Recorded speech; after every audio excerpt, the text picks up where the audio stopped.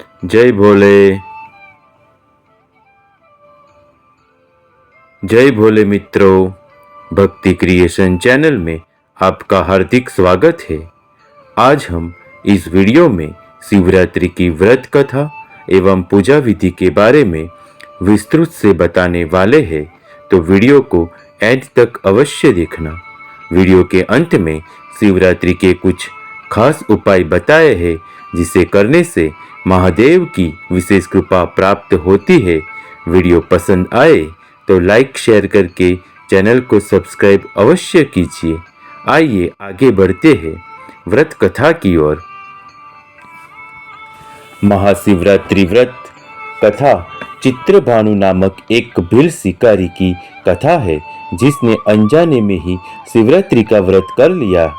रात भर जगते हुए चित्रभानु ने अनजाने में ही महाशिवरात्रि पर शिवजी के ऊपर बेल के पत्ते अर्पित किए, जिसके पुण्य से वह शिवलोक में स्थान पा गया। महाशिवरात्रि के दिन इस कथा का पाठ करने से व्यक्ति के सारे पाप कट जाते हैं और शिव लोक की प्राप्ति होती है। शिवरात्रि का ये व्रत बड़ा ही शुभ फलदायी बताया गया है। शिव पुराणों में भी इस व्रत की महिमा बताई गई है।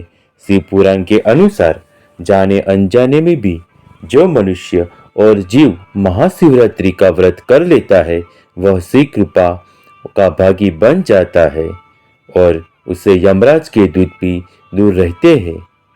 इसलिए महाशिवरात्रि व्रत में शिव भक्तों को महाशिवरात्रि की इस कथा का पाठ जरूर करना चाहिए।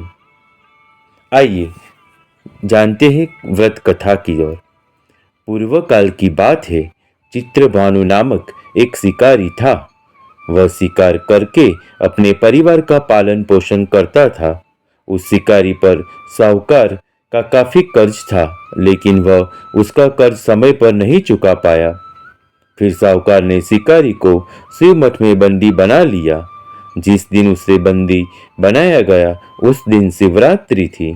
चतुर्दशी के दिन उसने शिवरात्रि व्रत की कथा सुनी और शाम होते ही साहूकार ने उसे अपने पास बुलाया और ऋण चुकाने के बारे में कहा।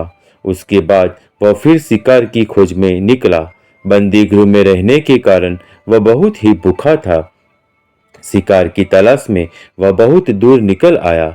अंधेरा होने पर उसने जंगल में ही रात बिताने का फैसला किया और एक पेड़ पर चढ़ गया। उस पेड़ के नीचे शिवलिंग था जो बेलपत्र के पत्तों से ढका हुआ था।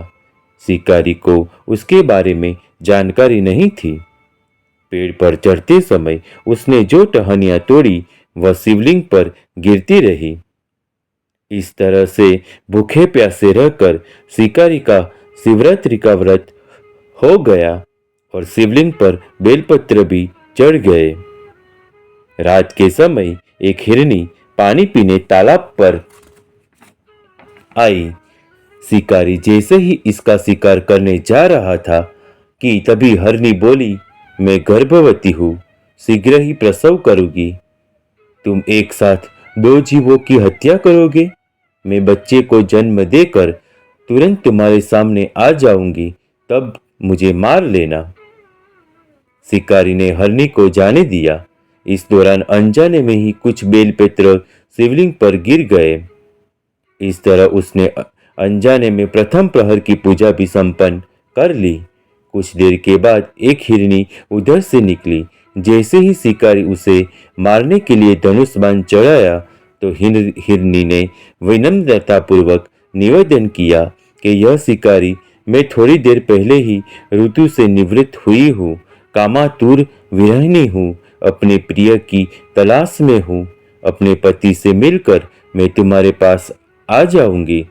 शिकारी ने उसे भी जाने दिया। रात का आखिरी पहर बीत रहा था, तभी कुछ बेलपत्र शिवलिंग पर जा गिरे। ऐसे में शिकारी ने अनजाने में ही अंतिम पर की पूजा भी कर ली।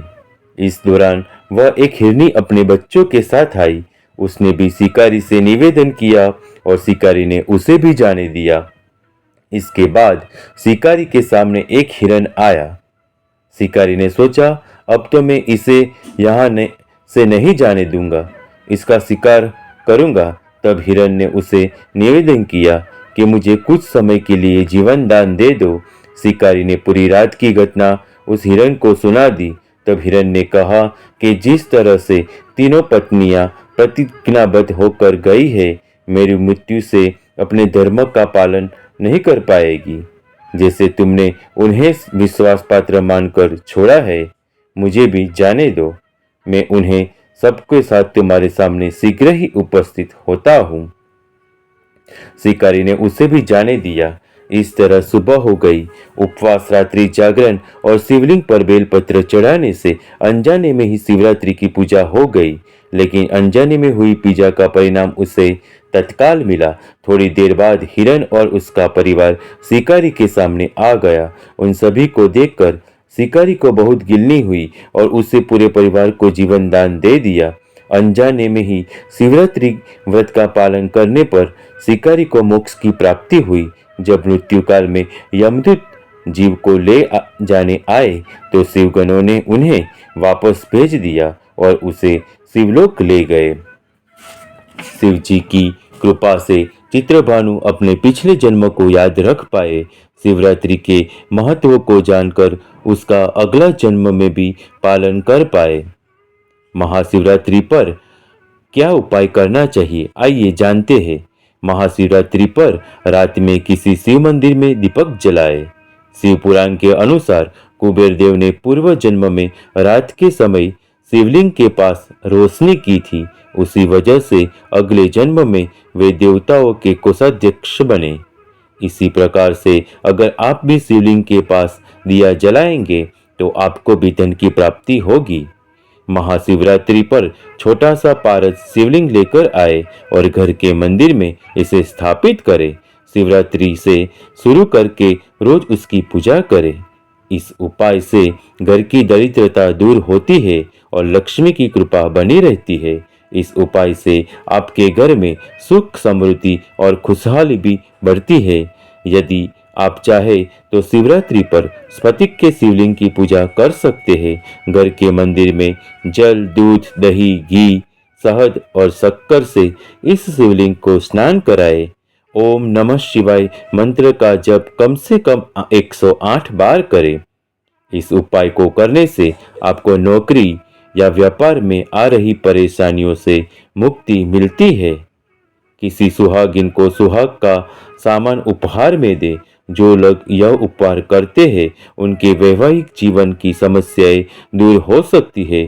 सुहाग का सामान जैसे लाल साड़ी, लाल चूड़ियां, कुमकुम आदि। ऐसा करने से आपके पति की आयु लंबी होती है और आपके दाम्पत्य संबंधों में मधुरता बनी रहती है।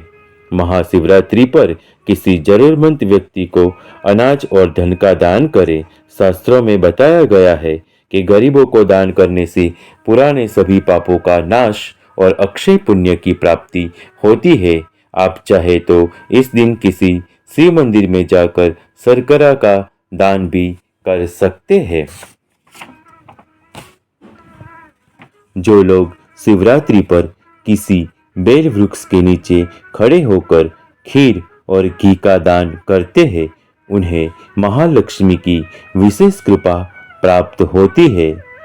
ऐसे लोग जीवन भर सुख सुविधाएं प्राप्त करते हैं और कार्यों में सफल रहते हैं। महाशिवरात्रि की आप सभी को बहुत बहुत शुभकामनाएं। अगर मेरा वीडियो पसंद आया हो तो वीडियो को लाइक करके वीडियो को शेयर करना और मेरी चैनल पे नए हैं तो सब्सक्राइब अवश्य करना। जय भोले।